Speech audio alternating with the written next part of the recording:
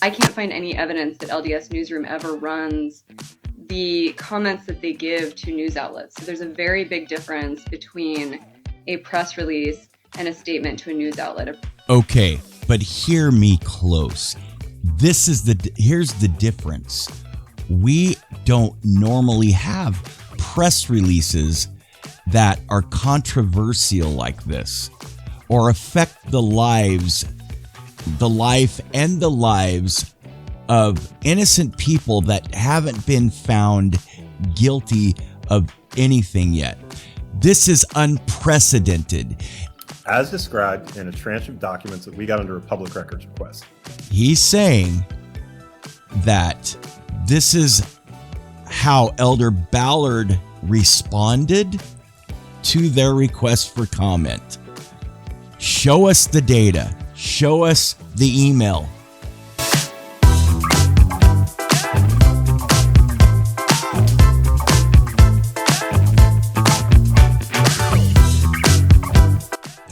Before I get into anything at all this morning, I just want to say I had a great morning. We had an awesome lesson at seminary, and that's because of my wife. It's not because of anything that I'm doing. I'm a chiming inner kind of guy. I chime in, and we tease each other. Well, she teases me because we occasionally I'll catch her watching Taylor and Tyler. Yes, I've reprimanded her on that, but it goes nowhere. Actually, I like Taylor and Tyler. They're okay occasionally. But that's with anybody I watch. I don't agree with. Do we agree with everyone on every doctrinal or theological point? No, we don't. So is it Taylor that chimes in on Tyler? Yes. So I'm a Taylor. No, I'm a Tyler. Wait, no, I'm a Taylor. And Andrea is Tyler. So I chime in on her. Anyway, we had a good morning at seminary. I want to say something through all these debacles and things going on in Maui and things going on with Tim Ballard. There's one thing I want to say. Take a deep breath and remember that the gospel is true. The gospel is true, brothers and sisters.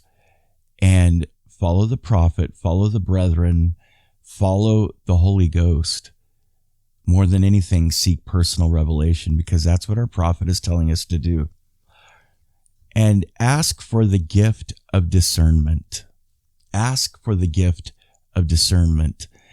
And these next two clips I'm about to play and comment on, I'm going to show you where the gift of discernment is important. Actually, more than two clips, but these first two TikTok clips that I got from my anti-Mormon friend. And I know a lot of you know who he is because you've seen him in the comments section.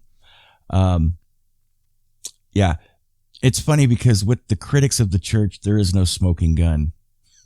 They're like Bigfoot hunters. They're always looking, ever searching for that smoking gun and never coming to finding the evidence. Ever learning and never able to come to the knowledge of the truth. That can apply to critics as well. All right. So anyway, I want to get into this, but I want to say, take a deep breath. Everything will be okay. I left a comment in one of the there's so much to cover. So much to cover. I left a comment in the comments section. I'm going to play you more than one clip because one thing that I noticed that Tim has in common with when he sits down with this, one of them's a wormy guy, I think with Channel 13. Is it Channel 13? No, I don't know. I don't live in Utah, but I'll know when I look at it. He's a wormy guy. He's like, all of these people, they have an agenda, and it's to go after Tim, and I don't know why. And it, pedos, man, pedos. That's all I got to say. All right. So let's get into this with this first thing. I'm going to play it and react to it. Now, I know this is Mormon Stories, and they're talking to two people from Vice, and I'm sure Ward Radio is going to react to this because this is about something that they did, a list of inconsistencies with the PR department with the church. And I'm sure that John Dehlin is reacting to Word Radio. He's still calling them Midnight Mormons because he is obsessed with them. He just cannot get over himself when it comes to, and you'll see him just have this extensive laugh when one of the people from Vice calls out the crew of people that I think Quick Radio was there with Ward Radio, and they were talking about what was going on with Tim Ballard and the media, the PR, public relations with the church, and Doug Anderson. And so this guy from you'll see from Vice calls them out on their intelligence, or saying that he lost so many intelligence points or something, and John Dehlin just can't get over himself because anyway, because John is obsessed with Word Radio. All right. So anyway, but I'm reacting to this because my anti-Mormon friend, Nainoa, who is Hawaiian, used to be very active in the church. We sang in choirs together. We were in Savior of the World together. Yes, I was in Savior of the World. He was Peter, and I was Simon the Zealot. I had a few speaking parts, but I mainly sang. So he sent this to me, and that's why I'm reacting. So let's go. I'd like to respond to a bunch of misinformation in here, if I may. So first of all, this is, to be candid, like I think our main reason for wanting to talk today is because, well, that's a first. They're actually going to be candid. The amount of misinformation going around about what is a very standard reporting technique and, like very standard order of operations has turned into this big mess. Okay, so first of all, Vice released this, the Church of Jesus Christ of Latter-day Saints released this statement to us in response to a request for comment that Tim sent them. Quite a bit of time. Okay, remember what she said. She says a request for comment, which is completely different than what she's going to explain. Went by between our request for comment and the church getting back to us with this statement. This was not rushed. This was not panicked. This was not something that, we got through some sort of backdoor means. We asked the church for comment. We got this statement several weeks later. They asked for it to be attributed to a spokesperson. This is pretty common, especially when someone is speaking institutionally and not personally. My strong sense is that probably the media relations department of the church had a sense of what was going to happen here with this particular spokesperson now that his name is out there. Again, I'm speculating. They didn't release this statement on the LDS newsroom because the LDS newsroom issues press releases. This is not a press release. This is a response to a request for comment. Notice how she emphasizes that it's not a personal, this isn't a personal thing from Doug Anderson, but it is because he is with public relations. And she says it is not. So she's distinguishing between two things. We're used to press releases, right? That come out and the church releases it on the church in the church newsroom, right? But she says, no, this is a request for comment, which is different, which isn't, so she's saying you're not going to see this like you would normally see a typical press release from the Church of Jesus Christ of Latter-day Saints. I can't find any evidence that LDS Newsroom ever runs the comments that they give to news outlets. So there's a very big difference between a press release and a statement to a news outlet. Okay, but hear me close. Here's the difference.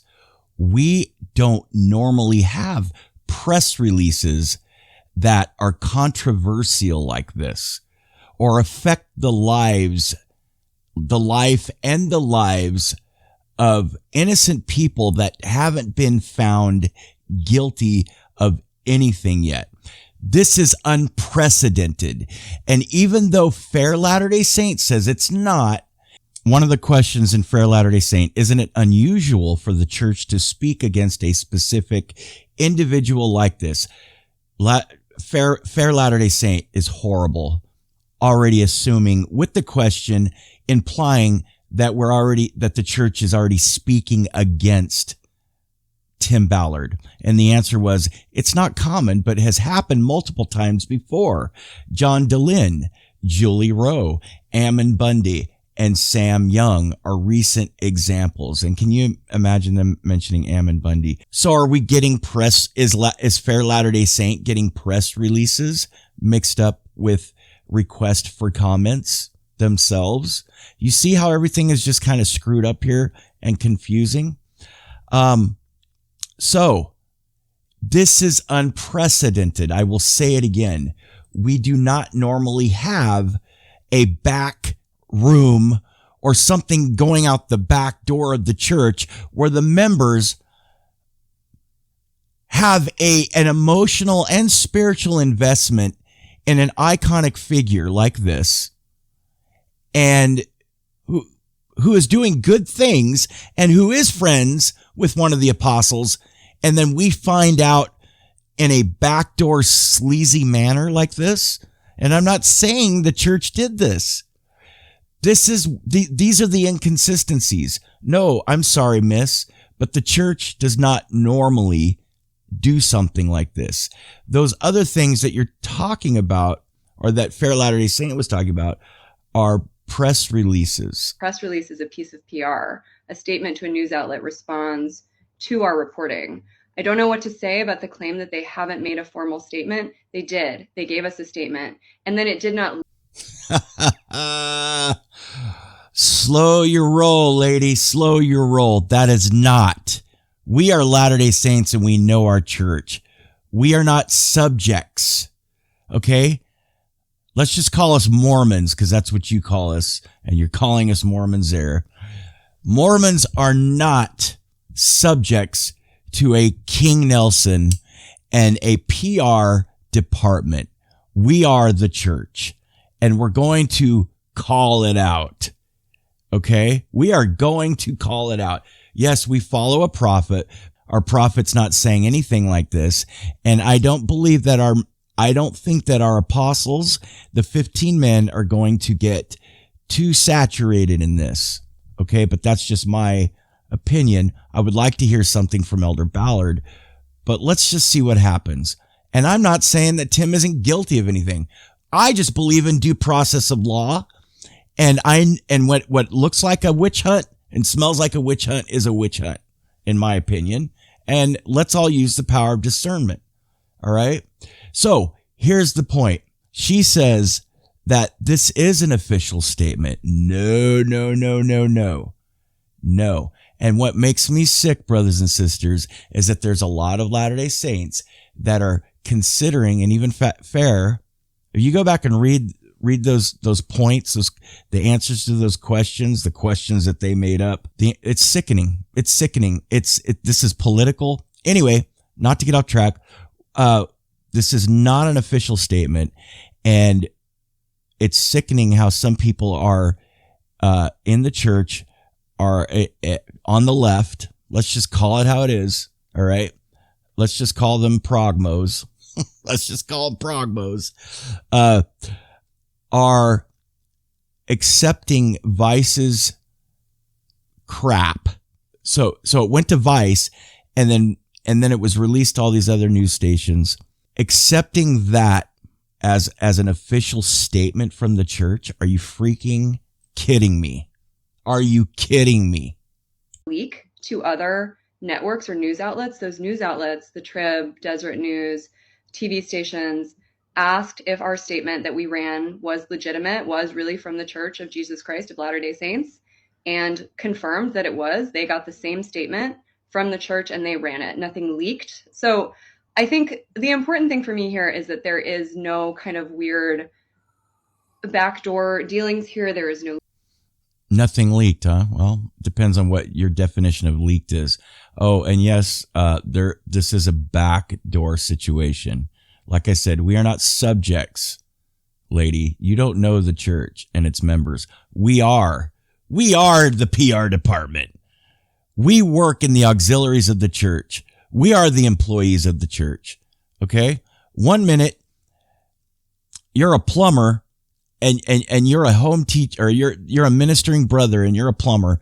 And then a month later, you're a president of a stake in Zion. We are not subjects. Do not patronize us.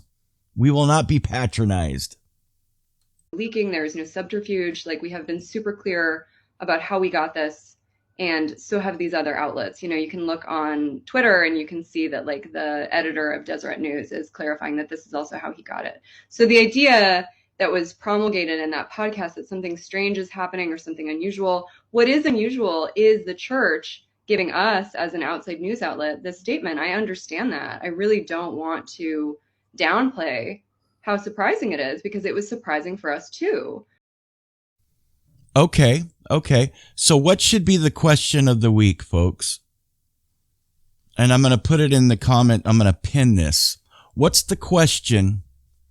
What's the question of the week? We want to see this statement. We want to see it. Show it to us. Show us what was given to you by Doug Anderson. Show us the email. We want to see it, and we have every right to see it, because this is unprecedented. This is affecting many members of the church. This is not a John Dehlin thing, because we all know who John Dehlin is, and we're not too we don't have fuzzy feelings about John Dehlin. John Dehlin's not an American hero, okay? This is not John Dehlin. It's not Julie Rowe. Ammon Bundy, that was pretty bad. That was controversial and affected many people, and a lot of people had a lot to say about that as time went on, and still do. And Sam Young, this is not the same thing. This affects a lot of people, and we have every right to know what statement. This isn't us demanding something from the prophet. This isn't we are prophet following, 12 apostle watching and following. We are 15 men following people. We are not demanding something from the brethren. We are demanding something from Vice and from Doug Anderson, the PR guy, and the media department, the PR people, the PR department. We have a right to know. So show us this statement. Show us that President Ballard said these things. Show us.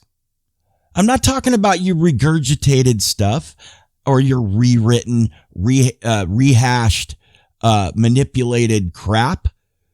We want to see the raw data. That is the question of the week. But the idea that there is anything sort of sketchy or questionable about the statement is just sort of not where it is. Sorry, Tim, do you have anything you want to add? Yeah, I have a few things I want to add. First off, what I heard in that podcast, I'm sorry, it cost me 40 IQ points. John Dehlin thought that was hilarious. He doesn't feel alone anymore, does he? IQ points. I think that Ward Radio, they're a group of very smart individuals, very articulate, and for that guy to say that, that's so typical and arrogant. The arrogance.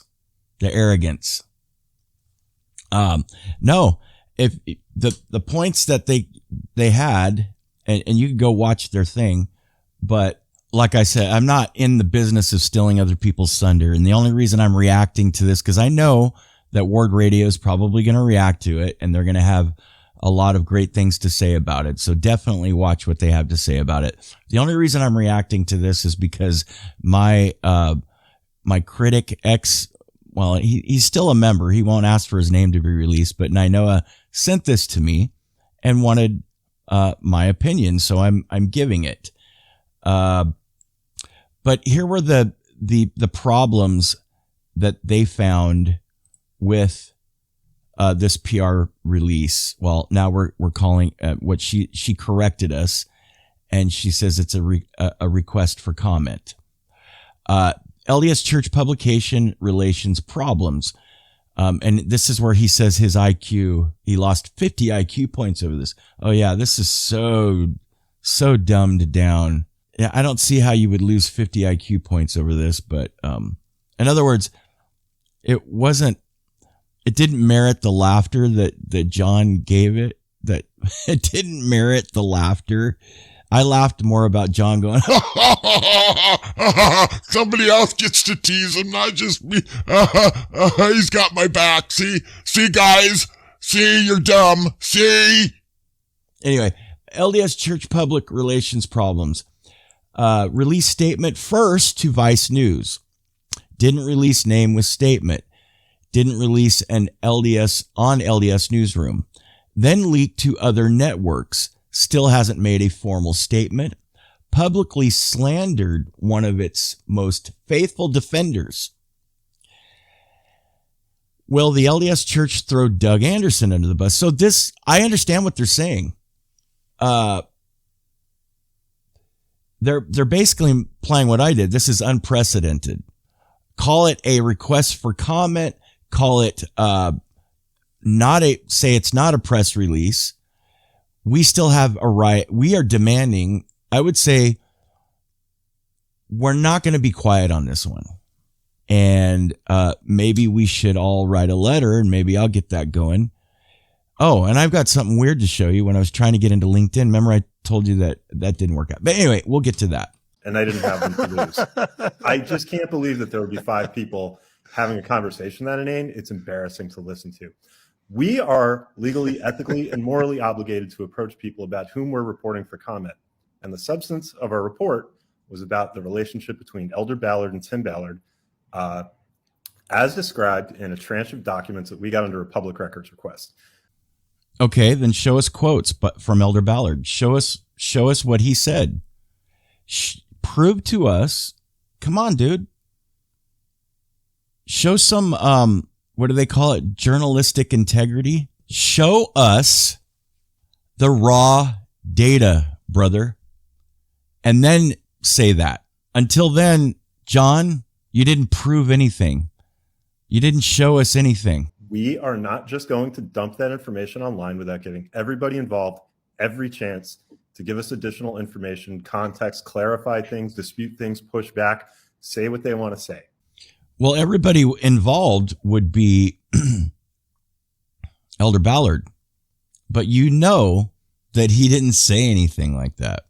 You know, and if he did, he probably didn't think that you guys were going to twist it. I don't know. Then show us what Elder Ballard said. You gave everybody a chance. Did you give him a chance? Show us. That's the question of the week. That's journalism. It's very, very basic. There was no way we were going to publish that story without giving Elder Ballard every chance to comment. The official way to get to him for comment is to go to the church. We went to the church through the email address that we've communicated with them before, which is on their website. We asked our questions. We made them aware of what we were planning to publish. We awaited a statement from them. We were surprised by the nature of the statement. But the reason they gave it to us is that this is not a matter of them proactively going out and deciding out of nowhere one day to say anything about Tim Ballard. They were asked specific, highly detailed questions about the relationship between Elder Ballard and Tim Ballard, and this is how they chose to respond. If this request for comment was returned in this manner, then this PR department and this Doug Anderson did not represent the church very well and did not represent us. We are the church, okay? And he knows damn well that the majority of the members of the Church of Jesus Christ of Latter-day Saints were very well pleased with Tim Ballard and Operation Underground Railroad and the movie The Sound of Freedom, and some of them knew that he was going to be running for the Senate. Now, he's saying that this is how Elder Ballard responded to their request for comment. Show us the data. Show us the email. Now, Doug Anderson is under scrutiny by us now because he might, there's been a few platforms that you guys watched yesterday that talked about him being maybe having a political agenda himself. So did he embellish some things?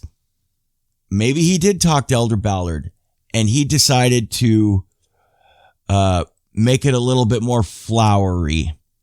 Does he have connections in politics? Well, he does. He was very much involved in government and politics before he got this job with the church. Is he on his way out? We don't know a lot about him, do we? That's the second question of the week. We have a right to know, okay? We are not subjects. We are members. That's it. There is nothing unusual about it. This happens all the time. It is routine. It has happened with us in the church before when we've approached them for comment, where the church institutionally or individual people in the church need to be approached for comment. And while I know that, look, most people aren't reporters, and there are legitimate questions they're going to have, and we are happy to explain that process to anyone who asks. Really, like, people have just randomly emailed us about this, and we're happy to talk to them about it. The reason I'm a little head up about it is that it's clear that there's become, over the last few days, a discourse based on a complete lack of understanding of the most basic information about how journalism works. And so everybody is talking about whether an official statement from the church that the church has confirmed as official many times to many outlets is actually an official statement from the church. So my confusion is it a statement? Is it an official statement from the church? I thought you called it a request for comment. So I thought a statement from the church would be up on in the media, would be in the church newsroom. Weren't they contradicting themselves at the end? Maybe not. It just goes to show you that the people we think represent us, we are the church. We are the body of Christ. He doesn't represent me. Doug did not represent the church. And I guarantee you that it's not a split down the middle about Tim Ballard. But let's go back. Give us the raw data. Let's just end on that. Give us the raw data. So also I could add this. So which is it, folks? Is this not a witch hunt? You know how you can know it's a witch hunt? They're trying to get him on several things, okay? They jump from sexual allegations, all of them. I'm not saying Vice, but Vice too. We go from the sexual allegations and I'm going to show you something right now, but this is kind of a lengthy, the main thing I wanted to get out was this. We go from sexual allegations to financial issues, right? Embezzlement or whatever it was that we know McCubbins is the main player. And so we go from sexual allegations to financial issues to name dropping. So what is it? It's just a plethora. This guy's evil. Okay, so we went from thinking Tim Ballard's the greatest guy on the earth. No, he is the most reprehensible human being on the planet. You know who else is? Donald Trump. Right now, Russell Brand. Joseph Smith. Brigham Young. The list goes on and on, right? Well, check this out. And you know how I know that he wasn't involved in any of this crap? Because this is what he has to say when it's ever brought up to him. I focus on rescuing kids, and I have a team that would answer those questions. Here's another wormy player. I've been watching this guy. This guy's wormy. Wormy. Well, the Davis County Attorney's Office started investigating Tim Ballard and his nonprofit in 2020. At least a portion of that investigation has concluded, but nobody really feels closure because there is so much uncertainty surrounding what the focus of that investigation really was. And even though the article from Vice gives us a small snapshot, talking about Tim Ballard receiving psychic readings, communicating with the prophet Nephi, and apparently a soured relationship with the Church of Jesus Christ of Latter-day Saints, this all really started with questions about money.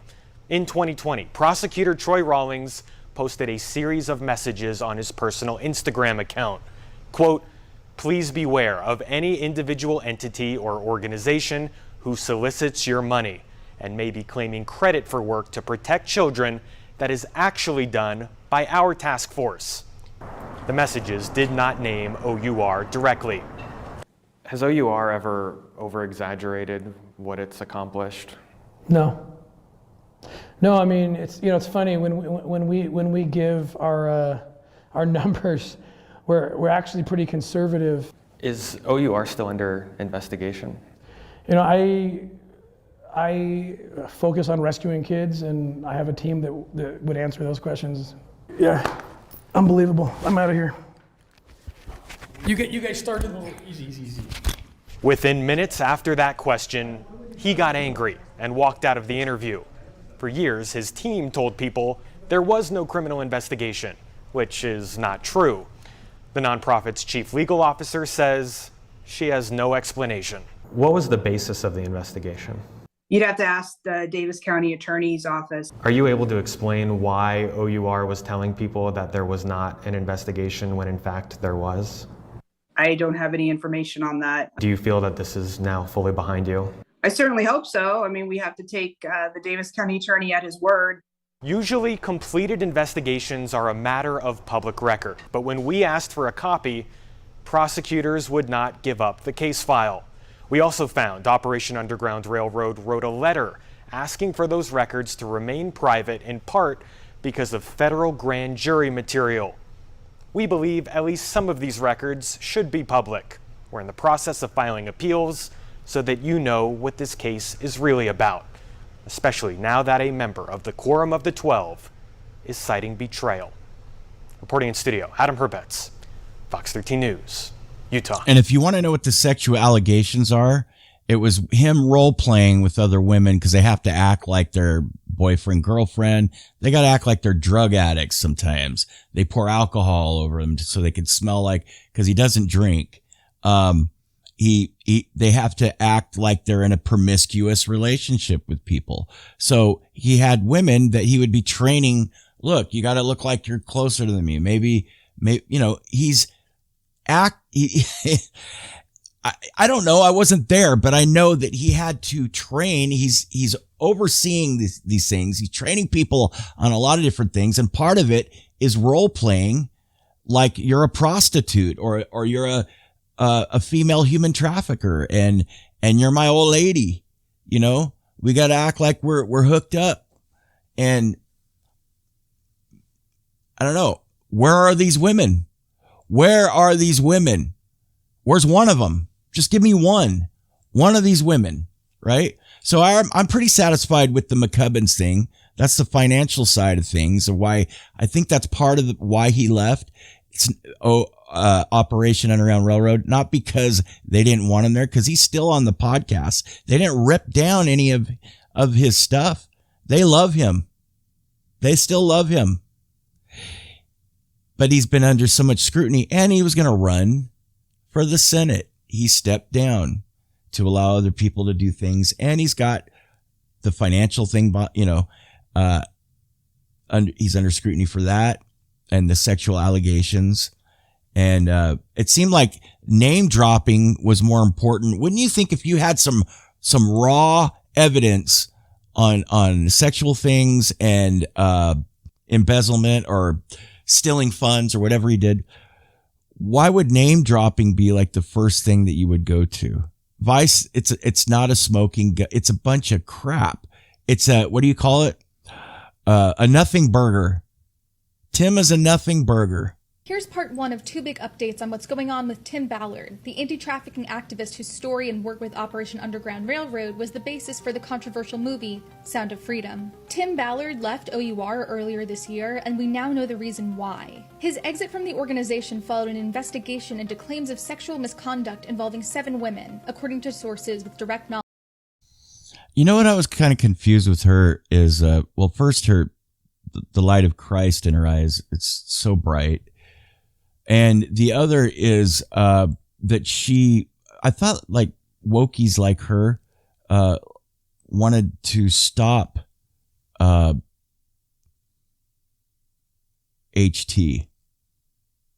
and CT. I thought they wanted to stop it. I thought they would be behind somebody like this.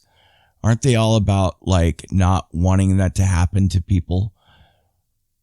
But they're going after him but she's very insistent. Yeah. So it kind of confuses me because they're insistent about, they're very driven to go after him for the things that he's really rescuing people from, that kind of thing. You know what I'm saying? And Andrea put it perfectly. She just said, yeah, it's reversed. It's those people that don't have Christ in their countenances. So let's keep it real. Okay? Stop getting away from the gospel, people. Not you, but people that don't keep it real. Discernment, countenances. Those are real things. Andrea said, when they don't have the image of Christ in their countenance, they're projecting. They're doing and living a lifestyle that they're projecting on the righteous. So it's topsy-turvied. It's the rap, smear, or smear, rap, or whatever the heck. That's part of it too. Knowledge of the organization. Sources familiar with the situation said that Ballard invited women to act as his wife on undercover overseas missions ostensibly aimed at rescuing victims of sex trafficking. He would then allegedly coerce these women into sharing a bed or showering together, claiming that it was necessary to fool traffickers. Ballard is said to have sent at least one woman a photo of himself in his underwear, and to have asked another how far she was willing to go, in the words of a source, to save children. These sources requested anonymity because they fear retaliation. The total number of women involved is believed to be higher than 7, as that would only account for employees, not contractors or volunteers. One source close to OUR has detailed knowledge of Ballard making sexual advances to a volunteer using methods similar to those he allegedly used with OUR employees. The information from these sources corroborates an anonymous letter that's been circulating in the Utah philanthropic community for the past several months, which accuses Ballard of sexual harassment. The Utah journalist, Lynn Packer, published the anonymous letter and... Now let's just pull this scenario out, okay? And I was talking to Andrea about it because I'll go in the back room and she'll be back and I'll just like, hey, babe, let me keep you updated on what's going on. And the first thing that came to her mind was when I showed her this was, well, how many cops have, let's just say he did have committed adultery while he was gone. Let's say he had a fling. Let's say there was a couple times that maybe he wasn't faithful in his marriage. I'm not saying he wasn't. I don't know Tim. I'm assuming that he's pretty faithful to his covenants. But let's say he's not perfect and the atonement is for him as well. How many cops do this? Do we go after them? How many FBI agents do stuff like that? How many CIA agents do stuff like that? How many politicians do stuff like that? And the left goes, well, what does that have to do with their personal life? It doesn't have anything to do with their work. All I'm saying is it's a witch hunt. Reported on these allegations over the weekend. When we asked about the letter this summer, an OUR spokesperson did not dispute the contents or respond further, even after being told that reporters could only take this as a confirmation of its accuracy. Last week, a spokesperson for the Church of Jesus Christ of Latter-day Saints issued a statement to Vice News that contained a pointed rebuke of Tim Ballard. The statement accused Tim Ballard of inappropriately using the name of a church elder, President M. Russell Ballard, for Tim Ballard's personal advantage and activity regarded... Okay, third question of the week. Give me one of these women. One of them. Just one. One out of the 7. And somewhere. So basically he did this with employees. He did this with, volunteers. He did this with people that were part of the sting operation. They're all over South America and Central America. We can't keep track of them. Give me one. Show me one. Okay. So give us the raw data on the press release, the raw data before it was given, what was emailed to Vice. Show us one lady that was involved in all this stuff. And what was the other question? And there was a third question, but I can't remember. And I'm not going to go back and look. Put it in the comments section. What were the three things? Maybe there's only two. What were the things that I wanted, that we demand to know? Is morally unacceptable. Despite sharing a last name, the two men are not related. The LDS Church did not specify in its statement what activity it regarded as morally unacceptable. On September 18th, Tim Ballard released a statement through the Spear Fund, a new anti-trafficking group that he became involved with after leaving OUR. We'll get deeper into what the LDS Church said, Tim Ballard's response, and the relationship between the two Ballards in part 2. Here's part 1 of 2 big updates on what's going on with Tim. Take a moment to look at the light of Christ. Have ye received his image in your countenance? Does the light of Christ shine in your eyes? Sorry, my voice. Da da da da da da da da da. When you shall be like him. When he, my voice. I used to sing. When he sees you, will the Father know his child? Well, look at the countenances of all the people that are trying to destroy him.